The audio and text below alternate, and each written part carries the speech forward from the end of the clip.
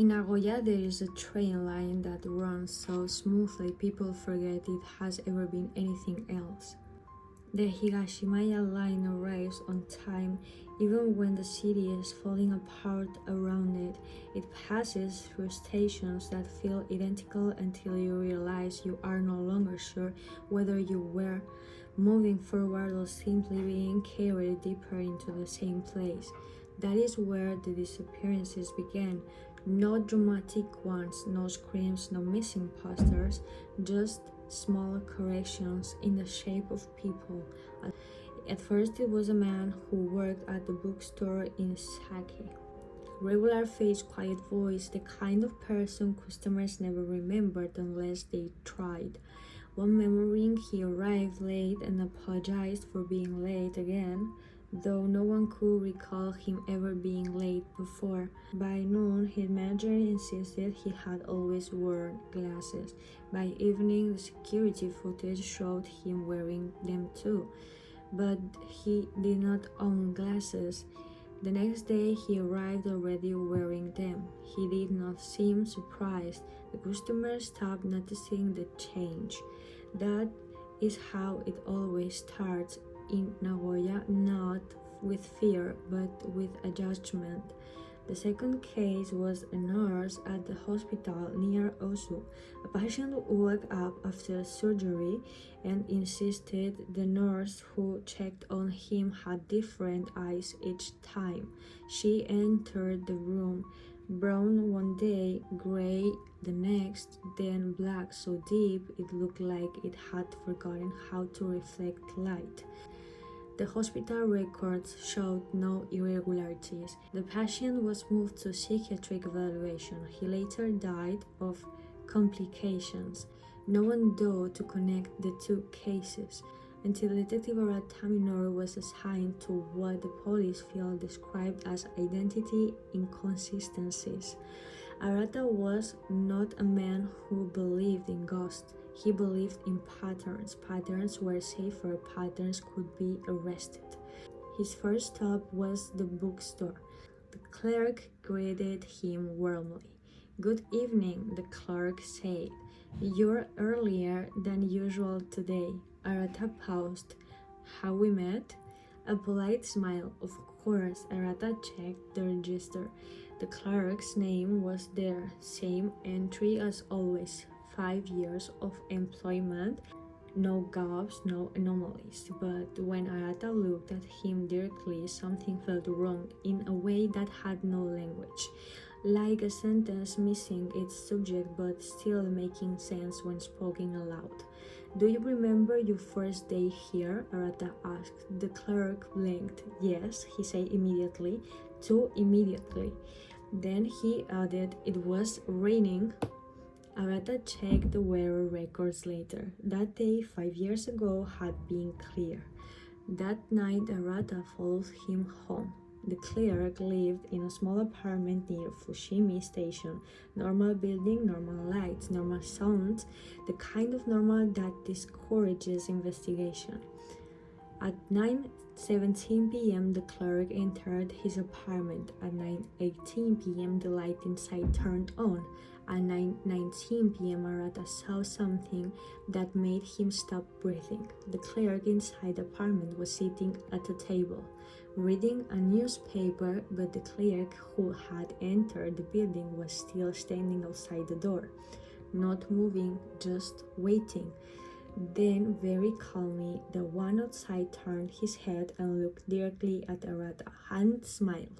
Arata stepped back instinctively. Inside the apartment, the second clerk turned the page. Two identical men, one inside, one outside, both equally real. The one outside spoke through the glass door. "You're early," he said.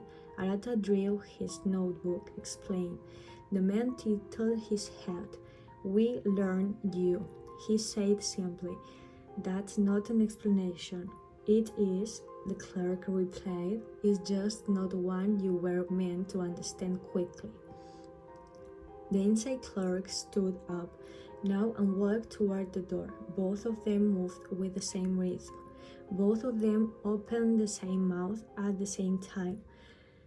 We do not take people, they say together, we refine them. Arata's pulse sharpened. You're impersonating humans. A pause.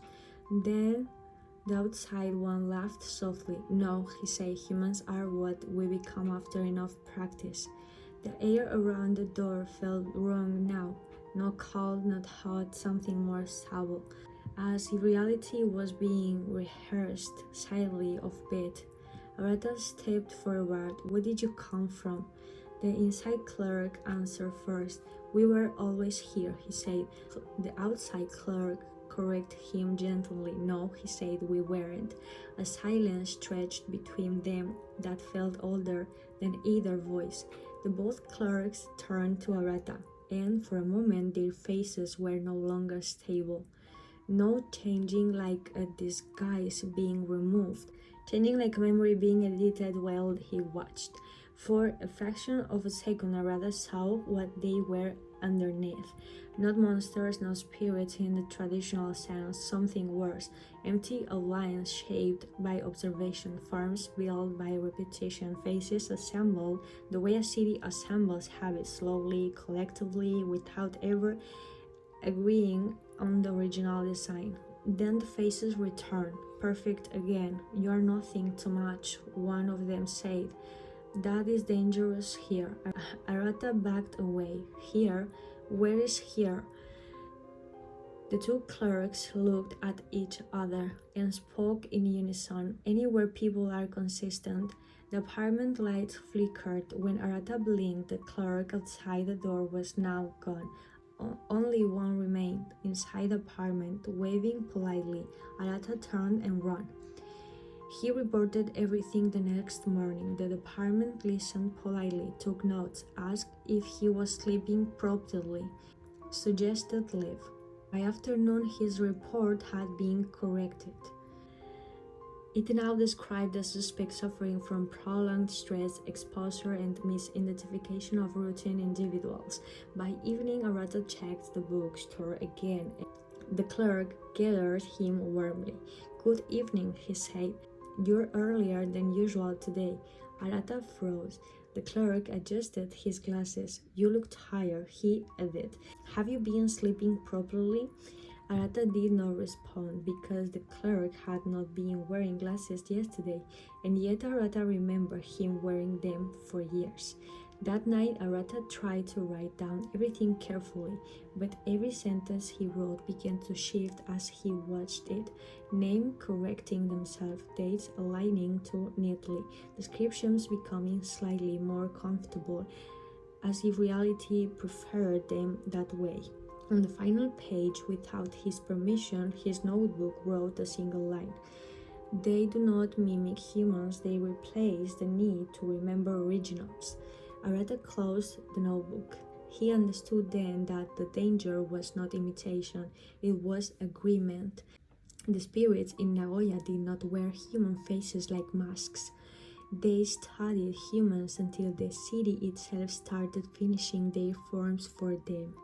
Until no one could remember what was missing, only that everything felt correct. And in a city like Nagoya, correctness is indistinguishable from truth. The next morning, Detective Arata Miro reported from Duri as usual. His colleagues noted he seemed more settled than before, more consistent, more reliable, exactly the kind of person the city prefers not to question.